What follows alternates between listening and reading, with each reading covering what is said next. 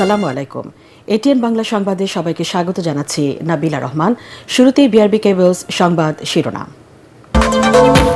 ঐক্যবদ্ধ থাকলে নিরাপদ দেশ গড়ে মানুষের প্রত্যাশা পূরণ করা সম্ভব। গণসংবর্ধনায় তারেক রহমান। মানুষের বাঁধ ভাঙা উচ্ছ্বাস। এভারকেয়ার হাসপাতালে মায়ের শয্যা পাশে। 17 বছরের নির্বাসিত জীবন শেষে প্রিয় মাতৃভূমিতে তারেক রহমান। খালি পায়ে স্পর্শ করলেন দেশের মাটি। কর্মী সমর্থকদের আবেগঘন মুহূর্ত। নজিরবিহীন নিরাপত্তায় তারেক রহমানের স্বদেশ প্রত্যাবর্তন। বিরচিত দেশে ফেরা অবিস্মরণীয় হয়ে থাকবে বলছেন দলের নেতাকর্মীরা।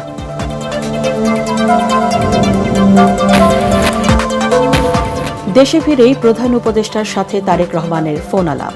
স্বাগত জানালেন ডক্টর ইউনূস। জামাতের আমিরের অভিনন্দন।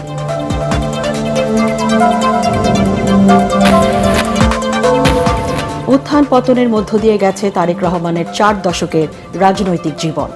মামলা, নির্যাতন, বন্দিদশায় কেটেছে বেশিরভাগ সময়। এবং নানা আয়োজনে পালিত হচ্ছে খ্রিস্টান ধর্মাবলম্বীদের সবচেয়ে বড় উৎসব বড়দিন।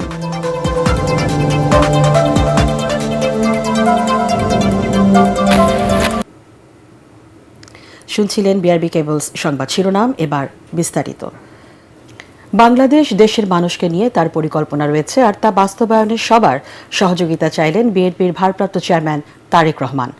18 বছরের নির্বাসিত জীবন শেষে দেশে ফিরে লাখো মানুষের দেয়া গণসংবর্ধনায় বক্তব্য রাখতে গিয়ে তিনি একথা বলেন।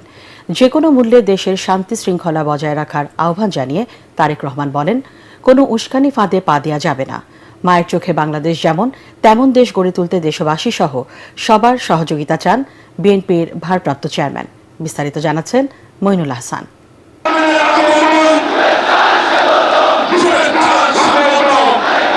প্রস্তুত ছিল সভামঞ্চ। প্রিয় নেতাকে বরণ করে নিতে উপস্থিত লাখো জনতা। নেতাকর্মীদের দীর্ঘ অপেক্ষার অবসান ঘটিয়ে অবশেষে এলেন তারেক রহমান।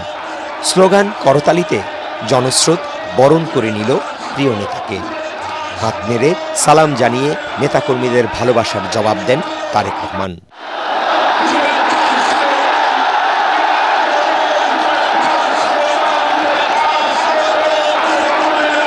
পরন্ত বিকেলে তারেক রহমান যখন সম্বর্ধনা মঞ্চে, পূর্বাচলের জনস্রোত তখন ছড়িয়ে পড়েছে একদিকে রূপগঞ্জ, অন্যদিকে বিমানবন্দর সড়ক। দৃষ্টিসীমা আর পাখির চোখে যেদিকে দেখা গেল মানুষ আর মানুষ।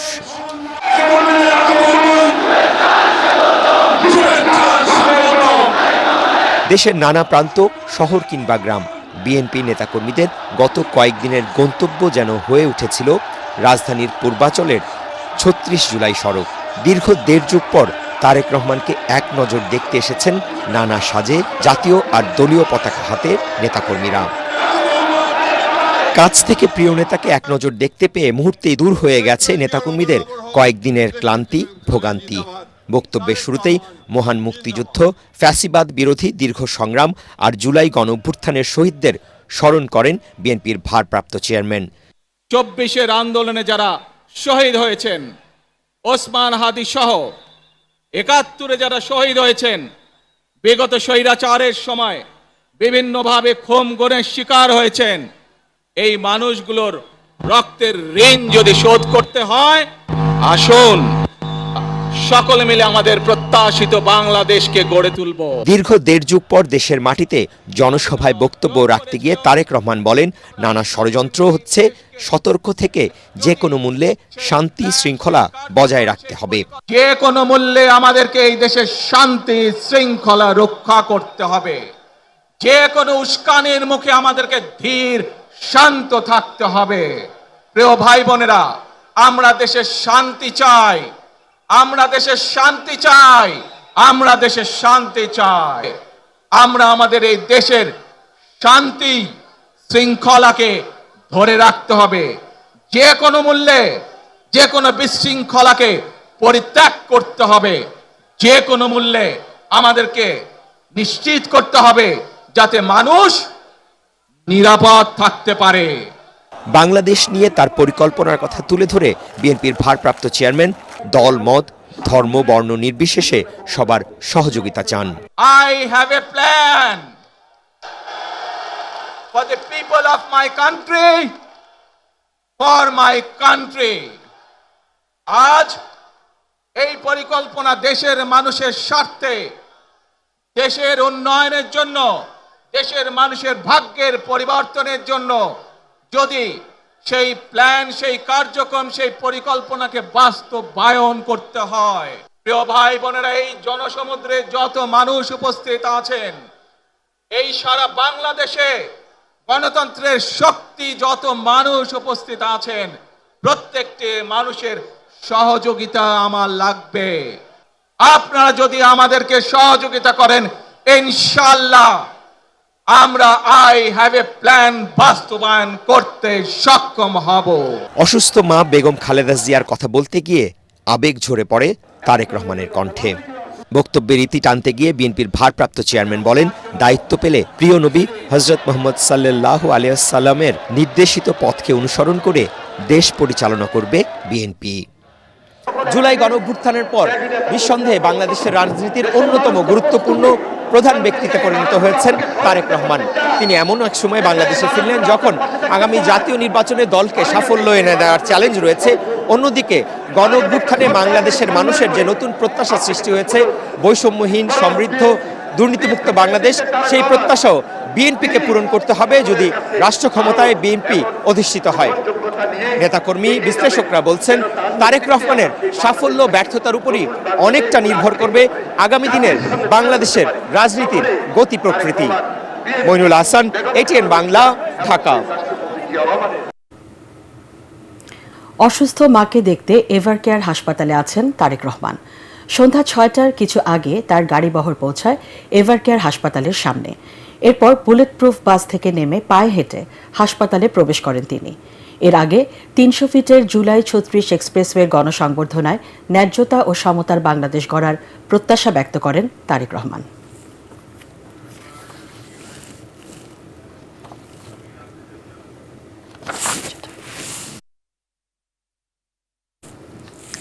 দর্শক, এই মুহূর্তে এভারকেয়ার হাসপাতালের সামনে আছেন সহকর্মী তরিক ইসলাম।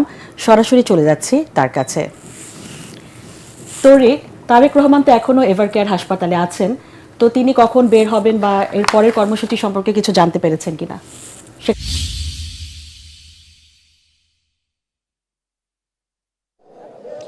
নাবিলা, ধন্যবাদ আপনাকে। আপনি ঠিক যেমনটা বলছিলেন, আমি এখন ঠিক রয়েছি রাজধানীর এভারকেয়ার হাসপাতালের সামনে, এবং এই হাসপাতালে এখন অবস্থান করছেন বিএনপির ভারপ্রাপ্ত চেয়ারম্যান তারেক রহমান। দীর্ঘ সময়, দীর্ঘ পথ পাড়ি দিয়ে অবশেষে অসুস্থ মাকে দেখতে তিনি হাসপাতালে এসেছেন, এবং সন্ধ্যা 6টার কিছু আগে, অর্থাৎ 5টা 50 বা 55 মিনিটের সময় তিনি এই হাসপাতালের গেটে প্রবেশ করেন, এবং তারপরে তিনি পায়ে হেঁটে হাসপাতালের ভিতরে প্রবেশ করেন তার মাকে দেখার জন্য। এবং এর আগে থেকে এখানে অবস্থান করছেন তার স্ত্রী জুবাইদা রহমান এবং মেয়ে জাইমা রহমান। আপনাকে জানিয়ে রাখি, দীর্ঘদিন ধরেই বেগম খালেদা জিয়া এই হাসপাতালে রয়েছেন এবং চিকিৎসাধীন রয়েছেন।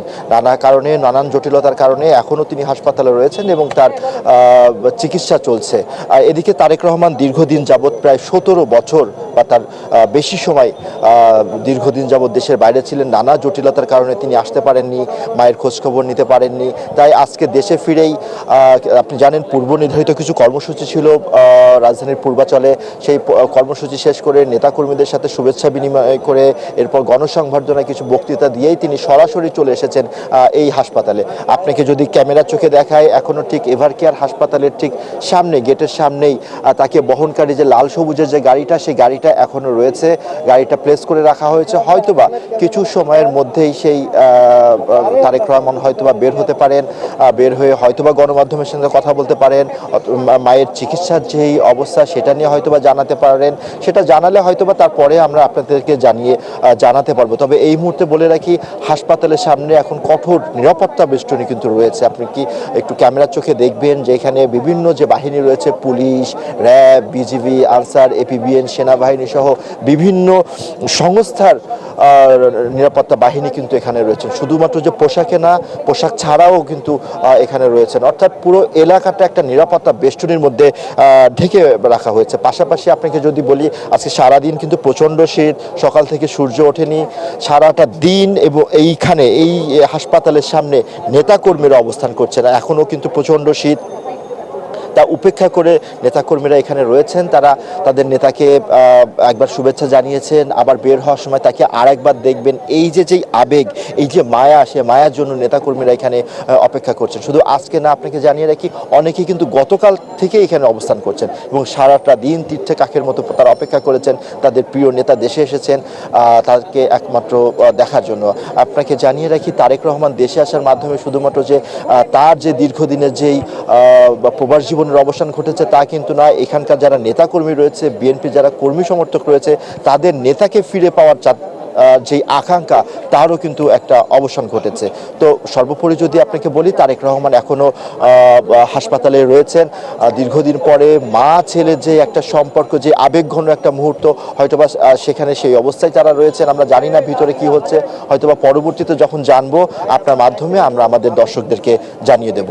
তো নাভিলা, রাজধানীর এভারকেয়ার হাসপাতাল থেকে এই ছিল আমার কাছে সবশেষ। ধন্যবাদ তরিক আপনাকে। দর্শক, এভারকেয়ার হসপিটালের সামনে থেকে কথা বলছিলেন আমাদের প্রতিনিধি তরিক ইসলাম। দীর্ঘ প্রায় 1.5 যুগের প্রতীক্ষা শেষে দেশের মাটি স্পর্শ করলেন তারেক রহমান।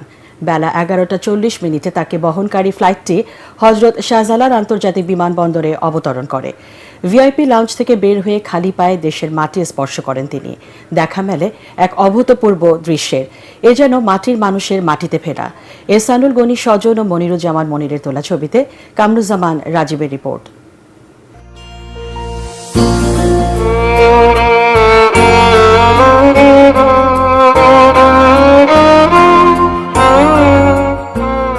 দীর্ঘ 17 বছর যে মাটি থেকে বিচ্ছিন্ন ছিলেন, দেশে ফিরেই সবার আগে সে মাটি ছুঁয়ে দেখলেন তারেক রহমান।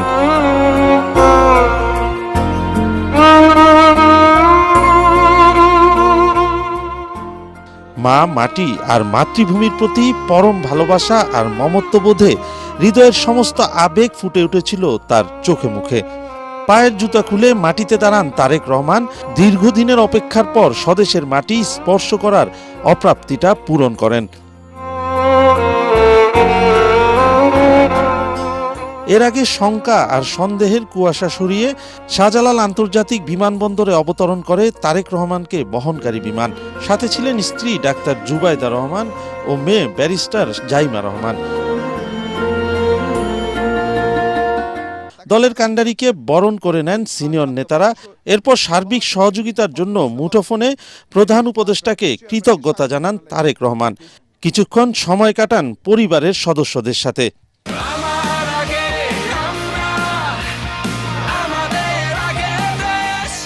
এরপরই শুরু হয় তারেক রহমানকে অভ্যর্থনার আনুষ্ঠানিকতা। নজিরবিহীন নিরাপত্তা বেষ্টনীর মধ্যে বুলেট প্রুফ বাসের সামনে দাঁড়িয়ে নেতাকর্মীদের অভ্যর্থনার জবাব দেন তারেক রহমান।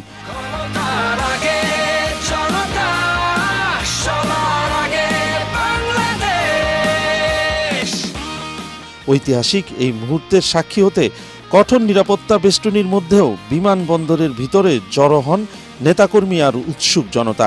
এ যেন জনতার প্রত্যাশা পূরণে এক মহানায়কের আগমন।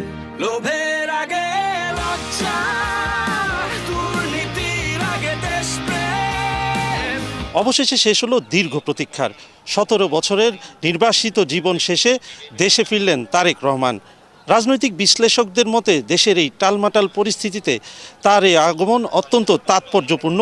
এর মধ্য দিয়ে পূরণ হবে দেশবাসীর প্রত্যাশা, দেশ ফিরবে সঠিক কক্ষপথে। কামরুজ্জামান রাজীব, এটিএন বাংলা, শাহজালাল আন্তর্জাতিক বিমানবন্দর, ঢাকা। দীর্ঘ নির্বাসন শেষে এমন বীরোচিত প্রত্যাবর্তন কে দেখেছে কবে? দেশের মাটি স্পর্শ করে সেই অভূতপূর্ব ঘটনার জন্ম দিলেন বিএনপির ভারপ্রাপ্ত চেয়ারম্যান তারেক রহমান। তার এই রাজস্বিক প্রত্যাবর্তনে বাঁধ ভাঙা উচ্ছ্বাস ভক্ত সমর্থকদের মাঝে। দেশে ফিরেই পেলেন ইতিহাসের নজিরবিহীন নিরাপত্তা আর লাখো মানুষের প্রাণঢালা সংবর্ধনা। জনপ্রিয়তার সীমা ছাড়িয়ে অসামান্য শ্রদ্ধার আসনে অধিষ্ঠিত হলেন তারেক রহমান। মুশফিকুর রহমানের রিপোর্ট।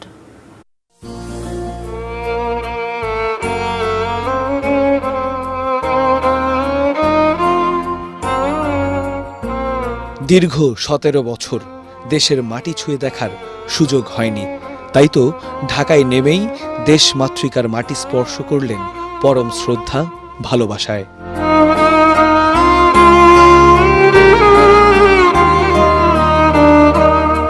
শত অপেক্ষার অবসান ঘটিয়ে নিজের জন্মভূমি নিজ দেশের মাটিতে ফেরা,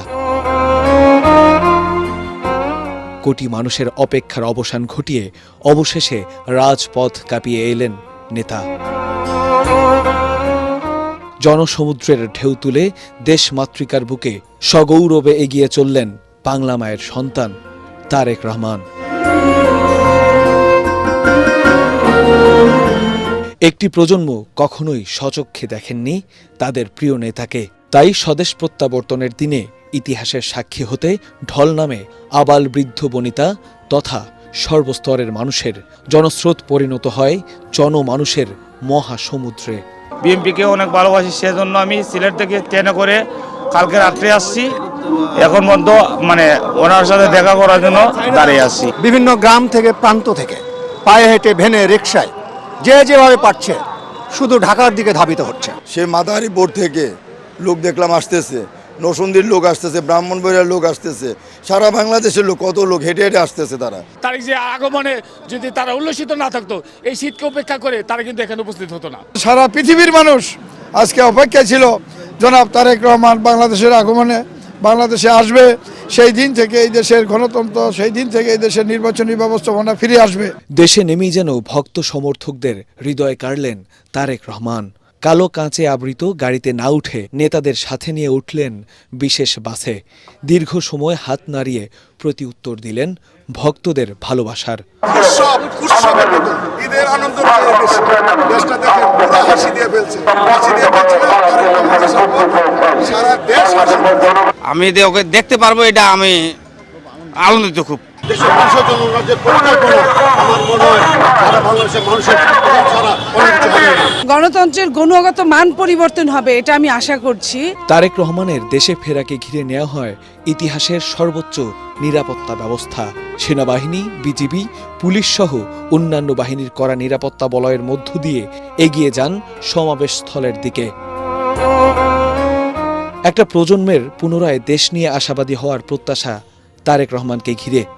আগামীর বাংলাদেশের পরিবর্তনের আশার আলো হবেন তারেক রহমান, সেই আশায় বুক বাঁধছেন কর্মী সমর্থকরা।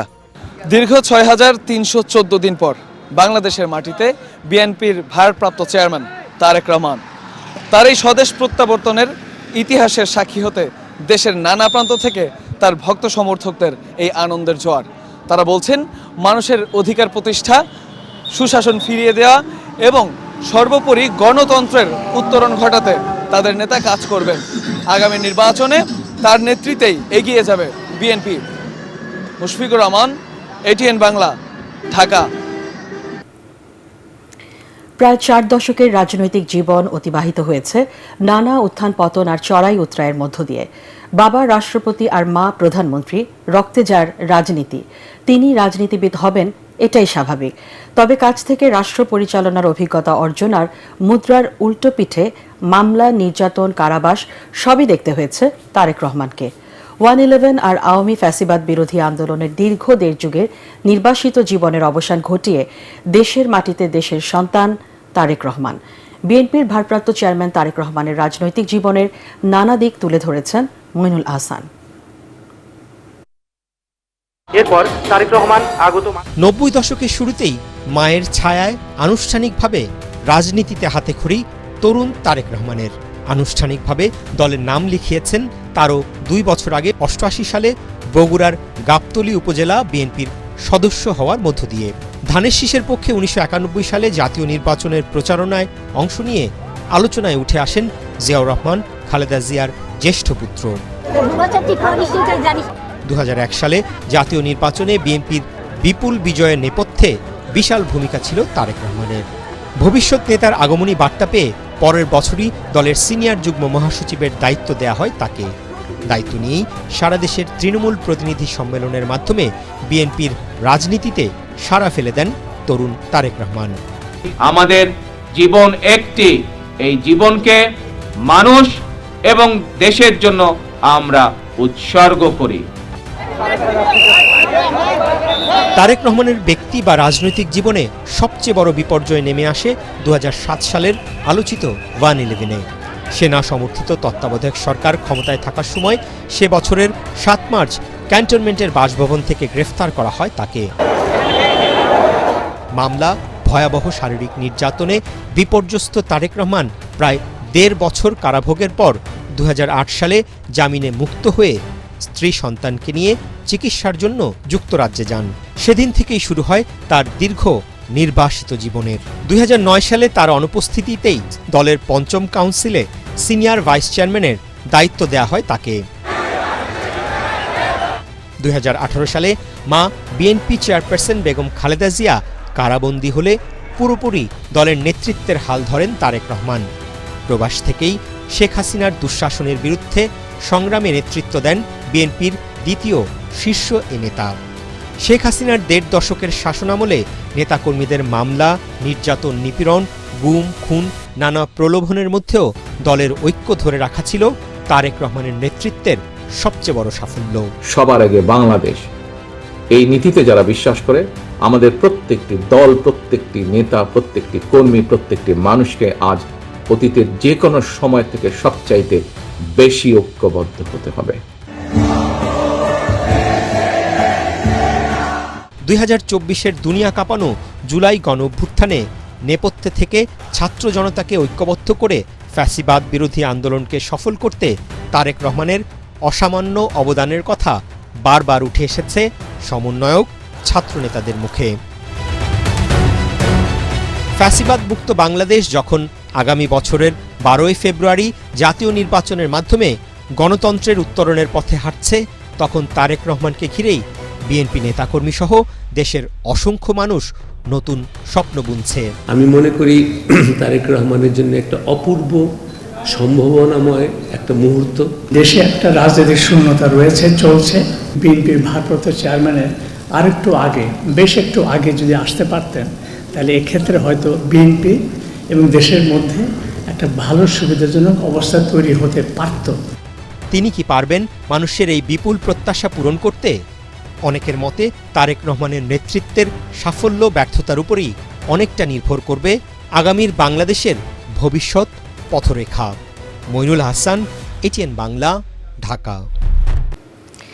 দেশে ফিরে অন্তর্বর্তী সরকারের প্রধান উপদেষ্টা ডক্টর মোহাম্মদ ইউনূসের সাথে শুভেচ্ছা বিনিময় করেছেন বিএনপির ভারপ্রাপ্ত চেয়ারম্যান তারেক রহমান। ঢাকায় পৌঁছার পর বিমানবন্দরে এক ফোনালাপে দীর্ঘ 17 বছরের প্রবাস জীবন শেষে দেশে ফিরে আসতে পারায় ডক্টর ইউনূসকে কৃতজ্ঞতা জানান তারেক রহমান। এ সময় তাকে দেশের মাটিতে স্বাগত জানান প্রধান উপদেষ্টা। দীর্ঘ 17 বছর পর বিএনপির ভারপ্রাপ্ত চেয়ারম্যান তারেক রহমানের প্রত্যাবর্তনকে স্বাগত জানিয়েছেন জামাতে ইসলামী আমির ডাক্তার শফিকুর রহমান। বিবিসি বাংলাকে দেয়া সাক্ষাৎকারে তারেক রহমানের ফেরা এবং দলীয় নেতাকর্মীদের উচ্ছ্বাসকে ইতিবাচক বলে মন্তব্য করেন তিনি। জামাতের আমির বলেন, 17 বছর পর সরাসরি রাজনীতির মাঠে ফিরেছেন তারেক আর আরেক রাজনৈতিক সহকর্মী তারেক রহমান। বর্তমান রাজনৈতিক পরিস্থিতিতে ঐক্যের ব্যাপারে তারেক রহমান কী ভূমিকা রাখেন অথবা তার কি পরিকল্পনা আছে এবং বাস্তবায়ন কিভাবে করবেন, এসব বিষয়ে জামাত নজর রাখবে বলেও জানান ডাক্তার শফিকুর রহমান। প্রায় 18 বছরের নির্বাসিত জীবন শেষে আবারও দেশের মাটিতে জিয়া পরিবারের নতুন এক অধ্যায় শুরু। ইতি হল দীর্ঘ অপেক্ষার। প্রতীক্ষার প্রহর শেষে বাবার হাত ধরে দেশে ফিরেছেন তারেক রহমানের মেয়ে জাইমা রহমান। বিদেশের মাটিতে বেড়ে উঠলেও দাদা দাদি এবং বাবার মতোই ভালোবাসেন দেশকে। 8000 কিলোমিটার দূর থেকে দেশের রাজনৈতিক বাস্তবতা, জনমানুষের আন্দোলন ও গণতান্ত্রিক আকাঙ্ক্ষার সঙ্গে নিজেকে যুক্ত রাখার চেষ্টাই যেন স্পষ্ট হয়ে উঠেছে তার লেখনীতে, কণ্ঠে। সেই সঙ্গে সামাজিক যোগাযোগ মাধ্যমে ভাইরাল হওয়া জাইমার পোষা বিড়াল জেবুও ফিরেছে দেশে। আরও জানাচ্ছেন ঐশী গোস্বামী প্রমা। 17 বছরের নির্বাসন সময়ের এই দীর্ঘ পথে হারিয়ে যায়নি স্মৃতি, মুছে যায়নি শেকড়ের টান। সেই পথ চলার শেষ প্রান্তে দাঁড়িয়ে বাবার হাত ধরে দেশের বিএনপির ভারপ্রাপ্ত চেয়ারম্যান তারেক রহমানের মেয়ে জাইমা রহমান।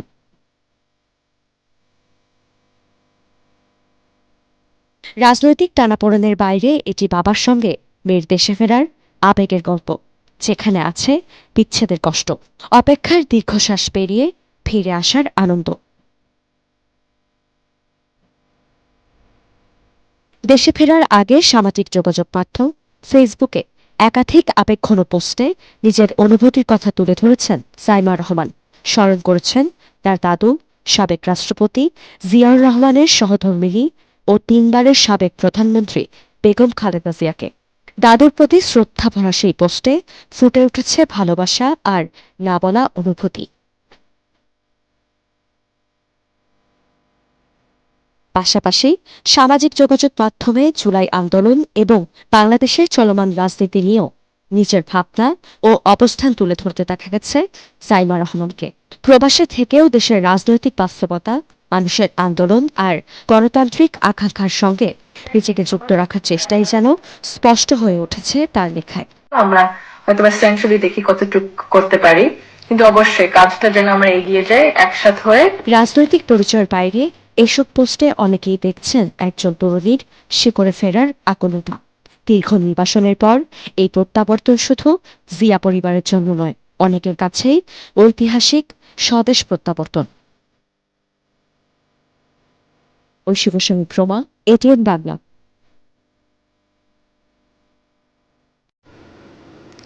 খ্রিস্ট ধর্মাবলম্বীদের সর্ববৃহৎ ধর্মীয় উৎসব শুভ বড়দিন আজ। এই দিনে খ্রিস্ট ধর্মের প্রবর্তক যীশু খ্রিস্ট জন্মগ্রহণ করেছিলেন। বিশ্বের অন্যান্য দেশের মতো বাংলাদেশে খ্রিস্ট ধর্মের অনুসারীরাও যথাযথ ভাবগাম্ভীর্যের মধ্য দিয়ে উদযাপন করছেন দিনটি। এ উপলক্ষে রাজধানী ঢাকা সহ দেশের গির্জাগুলো সাজানো হয়েছে বর্ণিল সাজে। নেওয়া হয়েছে বাড়তি নিরাপত্তা। 5 তারকা হোটেলগুলোতেও চলছে নানা আয়োজন। জামিল হাসান শান্ত রিপোর্ট।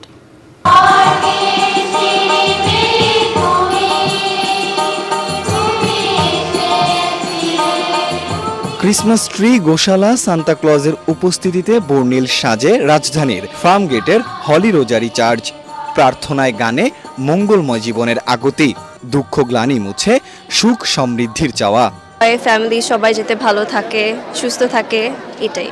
দেশে যে অবস্থা, দেশের প্রত্যেকটা মানুষ যাতে শান্তিতে খুব ভালো থাকতে পারে, এটাই প্রার্থনা করেছি। আমরা মুক্ত হওয়ার জন্য, এই খ্রিস্ট প্রেমে উদ্বুদ্ধের জন্য ভালোবাসতে পারি, এক অপরকে সহযোগিতা করতে পারি, সেই শান্তিময় পৃথিবী আমরা কামনা করছি। খ্রিস্ট ধর্মাবলম্বীদের বিশ্বাস, মানব জাতিকে সত্য ও ন্যায়ের পথে পরিচালিত করতে এই দিনে পৃথিবীতে এসেছিলেন যীশু খ্রিস্ট। প্রভু যীশু খ্রিস্ট এই ধরাতে এসেছিলেন শান্তিরাজ হিসেবে, শান্তিদাতা হিসেবে। তার জন্মের সময় স্বর্গদূতেরা গেয়ে উঠেছিল যে ঊর্ধ্বলোকে পরমেশ্বরের জয়, ইহলোকে নেমে আসুক শান্তি অনুগৃহীত ভক্তের অন্তরে। এ ধর্মের অনুসারীদের বড়দিনের শুভেচ্ছা জানাতে এসে প্রধান উপদেষ্টার প্রেস সচিব শফিকুল আলম জানান, সব ধর্মের মানুষদের নিরাপত্তা নিশ্চিতে কাজ করছে অন্তর্বর্তী সরকার। আমরা তাকে স্বাগত জানাই।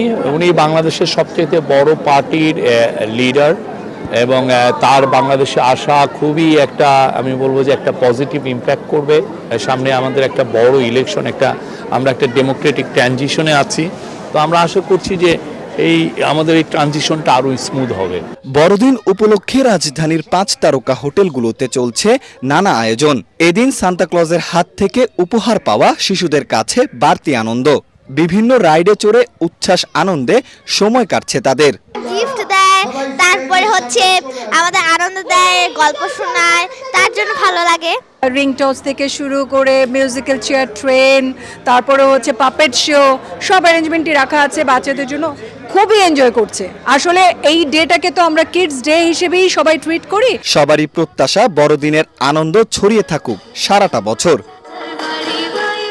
জামিল হাসান শান্ত, এটিএন বাংলা, ঢাকা। বড়দিন উপলক্ষে খ্রিস্টান সম্প্রদায়ের সাথে শুভেচ্ছা বিনিময় করেছেন রাষ্ট্রপতি মোহাম্মদ শাহাবুদ্দিন। বঙ্গভবনে এই সময় উপস্থিত ছিলেন খ্রিস্টান ধর্মাবলম্বী বিভিন্ন দেশের হাইকমিশনার ও রাষ্ট্রদূত, আন্তর্জাতিক সংস্থার প্রতিনিধি সহ বিশিষ্ট ব্যক্তিরা। অনুষ্ঠানে বাংলাদেশে বসবাসরত খ্রিস্টান সম্প্রদায় সহ বিশ্ববাসীর প্রতি বড়দিনের শুভেচ্ছা জানান রাষ্ট্রপতি।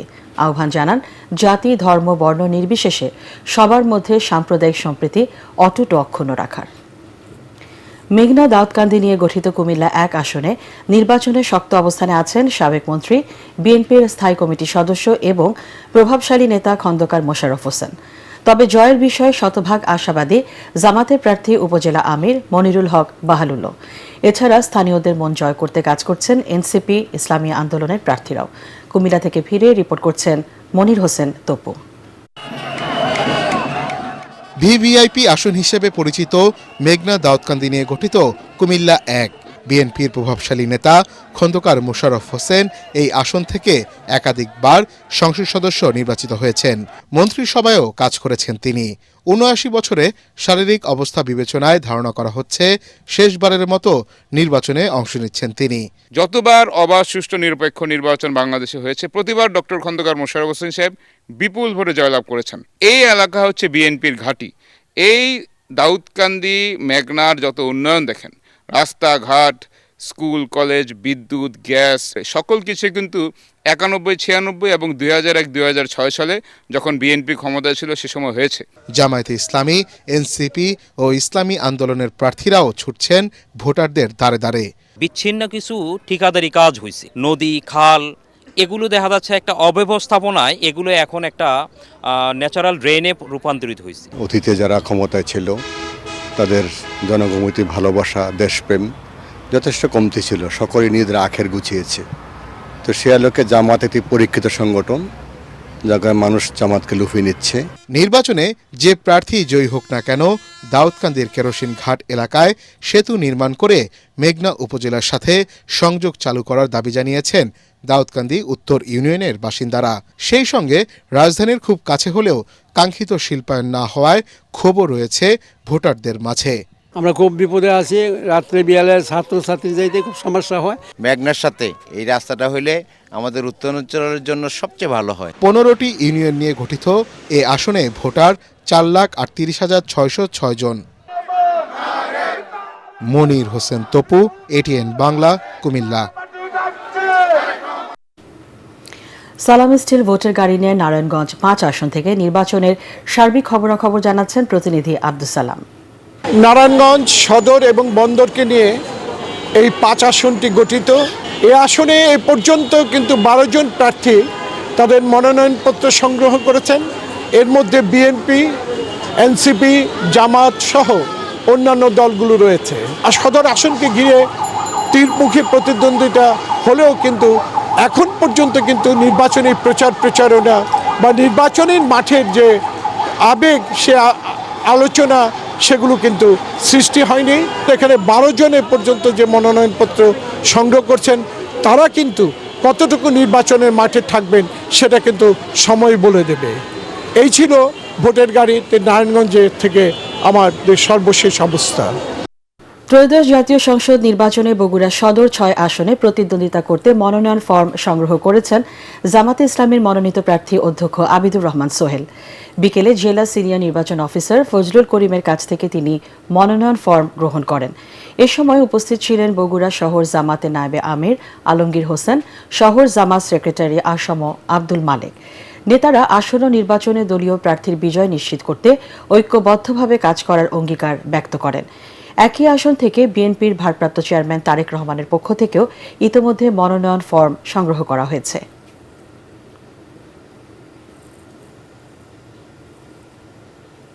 সালাম স্টিল ভোটের গাড়ি নিয়ে ফরিদপুর 4 থেকে ভোটের সার্বিক খবরাখবর জানাচ্ছেন প্রতিনিধি কামরুজ্জামান সোহেল। সালাম স্টিল ভোটের গাড়ি নিয়ে আমরা হাজির হয়েছি ফরিদপুর 4 আসনে। আপনারা জানেন যে ফরিদপুর 4 আসনটি 3টি উপজেলা নিয়ে গঠিত। সেটি হচ্ছে ফরিদপুরের সদরপুর, ভাঙ্গায় এবং চরবদ্রুশন, এই 3টি উপজেলা নিয়ে গঠিত এই আসন। যারা আগামীতে ফরিদপুরের এই যে 4 আসন রয়েছে, 4 আসনের মানুষের উন্নয়নের জন্য কাজ করবেন এবং কর্মসংস্থান সৃষ্টিতে কাজ করবেন, তাদের কিন্তু তারা ভোট দিতে চান, এমনটি কিন্তু তারা বলেছেন। আগামী জাতীয় সংসদ নির্বাচনে আমরা দেখেছি যে বিএনপি, জামাত ইসলামী, এনসিপি, জাতীয় পার্টি সহ স্বতন্ত্র প্রার্থীরা কিন্তু মনোনয়নপত্র সংগ্রহ করেছেন। ইতিমধ্যেই তারা এই মনোনয়নপত্র সংগ্রহের আগে থেকেই কিন্তু প্রার্থীরা আমরা দেখেছি যে প্রচারণা চালিয়ে যাচ্ছেন। তো এই ছিল ফরিদপুরের 4 আসন থেকে নির্বাচনের আমার কাছে সবশেষ খবর। দীর্ঘ ৩৯ বছর পর লোহাগড়া সরকারি কলেজে এইচএসসি ৮৬ ব্যাচের স্মৃতির মহামিলন অনুষ্ঠিত হয়েছে। এতে অংশ নেন ৮৬ ব্যাচের শিক্ষার্থীরা। জাতীয় পতাকা উত্তোলন, বৃক্ষরোপণ ও বর্ণাঢ্য র্যালির মধ্য দিয়ে অনুষ্ঠিত হয় মহামিলন। অনুষ্ঠানে নানা স্মৃতিচারণ, শিক্ষকদের সম্মাননা প্রদান ও প্রয়াতদের স্মরণ করে সমবেদনা জানানো হয়। নড়াইল থেকে জহির ঠাকুরের পাঠানো রিপোর্ট জানাচ্ছেন আশিকুর রহমান। কনকনে শীতের কুয়াশা ভেজা সকালে লোহাগড়া সরকারি কলেজে শুরু হয় দিনব্যাপী আয়োজন। এইচএসসি ৮৬ ব্যাচের সবাই একসাথে শৃঙ্খলা ও দায়িত্ব নিয়ে পুরো অনুষ্ঠানের আয়োজন করেন। জাতীয় পতাকা উত্তোলন ও আনুষ্ঠানিক উদ্বোধনের পর বৃক্ষরোপণ কর্মসূচি অনুষ্ঠিত হয়। পরে একটি বর্ণাঢ্য র্যালি লোহাগড়া শহরের গুরুত্বপূর্ণ সড়ক প্রদক্ষিণ করে। লোহাগড়া সরকারি পাইলট উচ্চ বিদ্যালয়ের মুক্তমঞ্চে অনুষ্ঠিত হয় মূল পর্ব। আহ্বায়ক কমিটির বক্তব্য ও উদযাপন পর্ষদের পরিচিতদের মধ্য দিয়ে শুরু হওয়া অনুষ্ঠানে দেশের বীর শহীদ ও প্রয়াত বন্ধুদের স্মরণে মাল্যদান কর্মসূচি পালন করা হয়। এ সময় আবেগঘন পরিবেশের সৃষ্টি হয়। অনুষ্ঠানে শিক্ষকদের সম্মাননা প্রদান এবং প্রয়াত বন্ধুদের পরিবারের সদস্যদের প্রতি সমবেদনা জ্ঞাপন করা হয়। এ সময় বক্তব্য রাখেন এস.এম. শরীফুজ্জামান, এস.এম. হায়াতুজ্জামান, আনিসুর রহমান কামাল, মোশাররফ হোসেন, মাহফুজা নাসরিন তুহিন ও নৌশাদ লস্কর। প্রাক্তন শিক্ষার্থীরা বলেন, এই পুনর্মিলনী কেবল আনন্দের আয়োজন নয়, এটি বন্ধুত্ব, মানবিক এবং সামাজিক দায়বদ্ধতা রক্ষার এক সম্মিলিত প্রয়াস। আমরা সবাই ৮৬ এই স্লোগানকে ধারণ করে এইচএসসি ১৯৮৬ লোহাগড়ার নড়াইল এই পঞ্চমবারের মতো আমাদের রিউনিয়নের আয়োজন হয়েছে। ৪০ বছর আগে এই বন্ধুদের ছেড়ে চলে আসছি। আজ আমরা আবার এই মিলন মেলায় সবাই একত্রিত হয়ে এই ৮৬ যে বন্ধন এটা চলমান থাকবে, যার কারণে আমাদের স্লোগান হচ্ছে এইচএসসি ৮৬ একসাথে চিরদিন। খুব ভালো লাগছে, কারণ স্বামীদের অনুষ্ঠানে আসা তো আসলে খুবই ভাগ্যের ব্যাপার। আমরা এখানে আসছি, এরা যে এটা করছে এটা আমরা খুব আনন্দিত। এই মিলন মেলা ভবিষ্যতেও অব্যাহত থাকবে। এই আয়োজন ভবিষ্যতের জন্য অনুকরণীয় দৃষ্টান্ত হয়ে থাকবে, এমনটাই মনে করছেন আয়োজকরা। Bureau report, ATN Bangla. এবার অর্থ সংবাদ।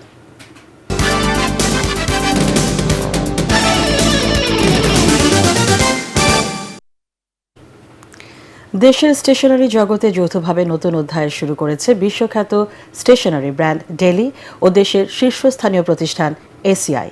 এ নিয়ে আয়োজিত beyond the ordinary, beyond the boundary শীর্ষক থিমে লঞ্চিং অনুষ্ঠানে বক্তারা জানান, এই যৌথ উদ্যোগ মানুষের দৈনন্দিন কাজকে আরও কার্যকর করবে, দেশের শিক্ষা ব্যবস্থা ও পেশাগত জীবনে ইতিবাচক পরিবর্তন আনবে। এই অংশীদারিত্বের মাধ্যমে এসিআই এর শক্তিশালী বিপণন ও বিতরণ নেটওয়ার্কের মাধ্যমে আধুনিক ডিজাইন, টেকসই ও গুণগত বৈশিষ্ট্যের ডেলির পণ্য দেশের বাজারে আরও সহজলভ্য হবে। অনুষ্ঠানে ডেলি ইন্টারন্যাশনালের ডিরেক্টর মার্স, এসিআই এর group managing director doctor Arif Daula অন্যান্যের মধ্যে উপস্থিত ছিলেন। অনুষ্ঠিত হল শেরেবাংলা নগর সরকারি বালক উচ্চ বিদ্যালয়ের পুনর্মিলনী। বিদ্যালয় প্রাঙ্গণে উৎসবমুখর পরিবেশে অনুষ্ঠিত এই পুনর্মিলনীতে অংশ নেন স্কুলের ৫৪ ব্যাচের শিক্ষার্থীরা। অনুষ্ঠানের উদ্বোধন করেন বিদ্যালয়ের প্রাক্তন ছাত্র ও ঢাকা উত্তর সিটি কর্পোরেশনের প্রশাসক মোহাম্মদ এজাজ। প্রধান অতিথি ছিলেন বিদ্যালয়ের প্রথম ব্যাচের কৃতি ছাত্র ও সাবেক শিক্ষা প্রতিমন্ত্রী ডক্টর আ.ন.ম এহসানুল হক মিলন। দিনব্যাপী এই বর্ণাঢ্য আয়োজনে কয়েক হাজার প্রাক্তন ছাত্র, শিক্ষক ও আমন্ত্রিত অতিথিরা অংশ নেন। স্মৃতিচারণ, আড্ডা ও নানা আয়োজনের মধ্য দিয়ে সফলভাবে শেষ হয় শেরেবাংলা নগর সরকারি বালক উচ্চ বিদ্যালয় অ্যালুমনাই অ্যাসোসিয়েশনে আয়োজিত পুনর্মিলনীটি। এবার খেলার খবর।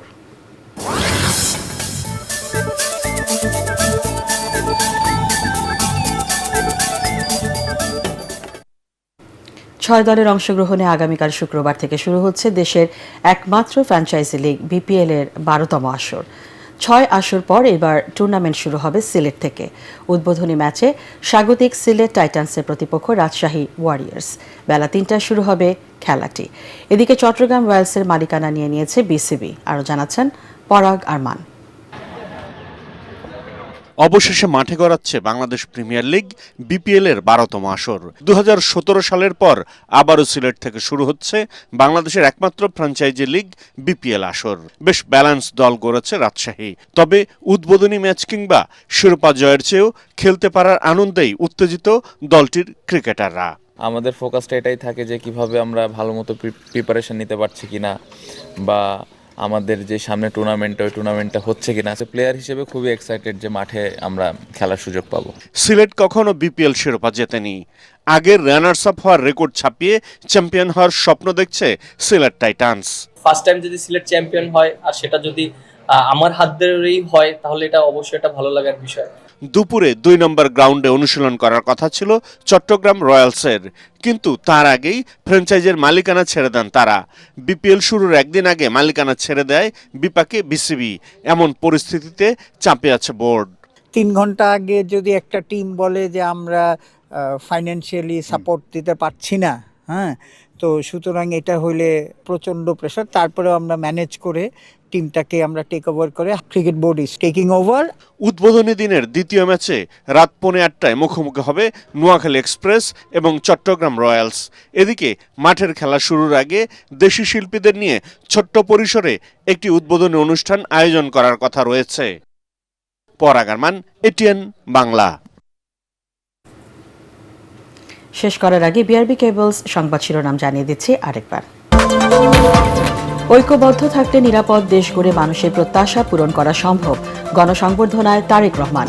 মানুষের বাঁধ ভাঙা উচ্ছ্বাস। এভার কেয়ার হাসপাতালে মায়ের শয্যাপাশে। 17 বছরে নির্বাসিত জীবন শেষে প্রিয় মাতৃভূমিতে তারেক রহমান। খালি পায়ে স্পর্শ করলেন দেশের মাটি। কর্মী সমর্থকদের আবেগঘন মুহূর্ত।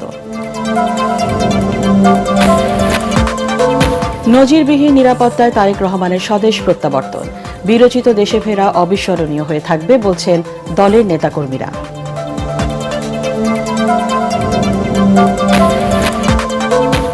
দেশে ফিরেই প্রধান উপদেষ্টার সাথে তারেক রহমানের ফোন আলাপ। স্বাগত জানালেন ডক্টর ইউনূস। জামাতের আমিরের অভিনন্দন।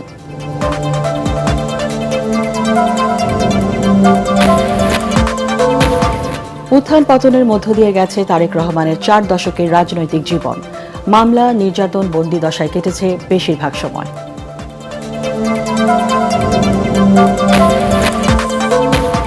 এবং নানা আয়োজনে পালিত হচ্ছে খ্রিস্টান ধর্মাবলম্বীদের সবচেয়ে বড় উৎসব বড়দিন।